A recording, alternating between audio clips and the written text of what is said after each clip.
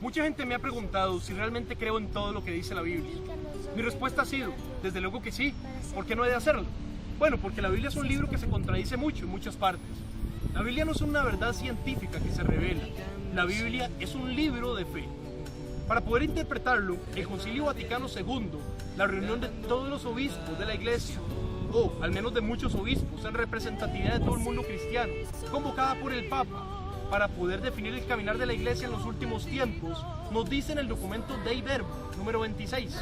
Para poder interpretar todo y solo lo que Dios quiere decir, hay que tener en cuenta que la Biblia es inspirada por Dios, pero Dios habla en lenguaje humano. Se revela una persona que tiene una circunstancia histórica, o sea, un lenguaje, una manera de pensar, una educación, vive en un lugar determinado, con cierta cultura, y todas estas cosas las deja en evidencia cuando escribe. Hay que desenvolver la esencia del mensaje que transmite para saber qué es lo que Dios nos está comunicando hoy. Veamos por ejemplo el Evangelio de San Mateo, capítulo 9, donde nos dice: en esto le trajeron un paralítico a Jesús, postrado en una camilla. Viendo Jesús la fe de ellos, dijo al paralítico: ánimo, hijo, tus pecados te son perdonados. Pero he aquí que algunos escribas dijeron para sí: este está blasfemando. Jesús, conociendo sus pensamientos, dijo: ¿por qué pensáis mal en vuestros corazones? ¿Qué es más fácil decir: tus pecados te son perdonados, o decir: levántate y anda?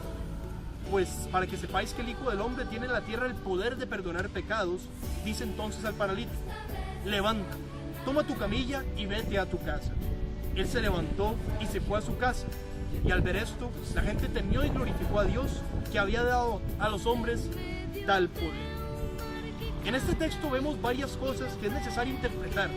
Para empezar, saber que en medio de la cultura judía, la enfermedad era un castigo de Dios, no una simple cuestión que se presentaba por factores biológicos. Además de eso, hay que tener en cuenta que ellos creían en un solo Dios. Por lo tanto, al Jesús asegurar que Él puede perdonar pecados, se está atribuyendo el ser Dios, cosa que nunca acepta. Y como piensa que Él no tiene ese poder porque no es Dios, Jesús simplemente les da una evidencia de que sí lo puede hacer.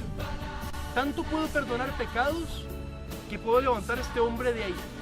Le quito las consecuencias que según ustedes son del pecado. Y así lo hace. Y la última parte del texto es todavía mejor.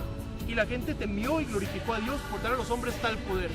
Hace referencia a los ministros de la iglesia, porque este libro fue escrito por una persona de la iglesia a la que usted y yo vamos, que comulgaba y que recibía la predicación apostólica. Entonces, no tengamos miedo en creer lo que dice la Biblia. Acerquémonos a la iglesia, que nos enseña a interpretarla sanamente, verdaderamente, con el criterio que Dios nos dejó en el legado del mensaje apostólico que nos permite nuestra santa y amada iglesia. Dios te guarde.